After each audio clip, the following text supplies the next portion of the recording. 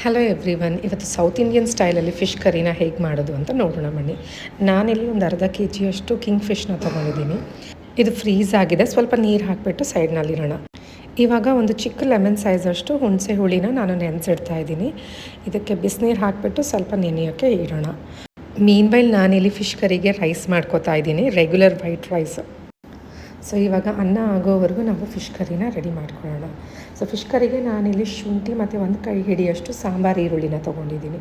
So sambar ಈರುಳ್ಳಿ ಇಲ್ಲ ಅಂದರೆ ನೀವು ರೆಗ್ಯುಲರ್ ಈರುಳ್ಳಿ ಕೂಡ ಯೂಸ್ ಮಾಡ್ಬೋದು. ಸೊ ಒಂದು 7ರಿಂದ 8 ಬೆಳ್ಳುಳ್ಳಿನ ತೊಗೊಂಡಿದ್ದೀನಿ.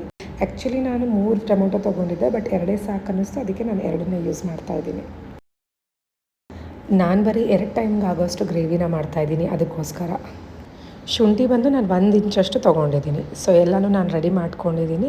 ಜೊತೆಗೆ ಸ್ವಲ್ಪ ಕರಿಬೇವನ್ನ ವಾಶ್ ಮಾಡಿ ಅದನ್ನು ಆ್ಯಡ್ ಮಾಡ್ಕೊಳ್ಳೋಣ. ಇವಾಗ ಒಂದು ಪಾತ್ರೆಗೆ 2 ಟೀ ಸ್ಪೂನಷ್ಟು ಎಣ್ಣೆನ ಸೇರಿಸ್ಕೊಂಡು, ಒಂದು 1/4 ಟೀ ಸ್ಪೂನಷ್ಟು ಸಾಸಿವೆ, ಒಂದು ಅರ್ಧ ಟೀ ಸ್ಪೂನಷ್ಟು ಜೀರಿಗೆ, ಒಂದು ಸ್ವಲ್ಪ ಮೆಂತ್ಯ ಕಾಳು, ಒಂದು ಅರ್ಧ ಟೀ ಸ್ಪೂನಷ್ಟು ಮೆಣಸು. ಮೆಂತ್ಯ ಕಾಳು ಬಂದು ಒಂದು 10ರಿಂದ 15 ತೊಗೊಂಡಿದ್ದೀನಿ. ಇವಾಗ ಕಟ್ ಮಾಡಿ ಇಟ್ಕೊಂಡಿರೋ ಐಟಮನ್ನೆಲ್ಲ ಅದು ಪಾತ್ರೆಗೆ ಸೇರಿಸ್ಕೊಳ್ಳೋಣ.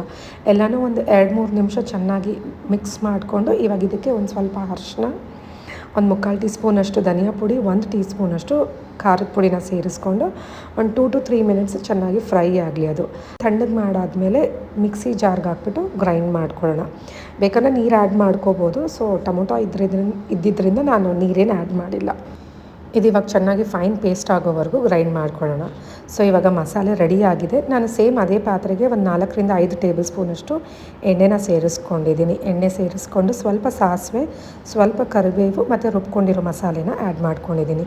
ಇದಕ್ಕೊಂದು ಅರ್ಧದಿಂದ ಒಂದು 3/4 ಗ್ಲಾಸಷ್ಟು ನೀರನ್ನು ಮಿಕ್ಸ್ ಮಾಡಿಕೊಂಡು ನಾನು ಸೇರಿಸ್ಕೊಂಡಿದ್ದೀನಿ. ಜೊತೆಗೆ ನೆನೆಸಿಟ್ಟಿದ್ದು ಹುಣಸೆ ಹುಳಿನ ಸೇರಿಸ್ಕೊಳ್ಳೋಣ.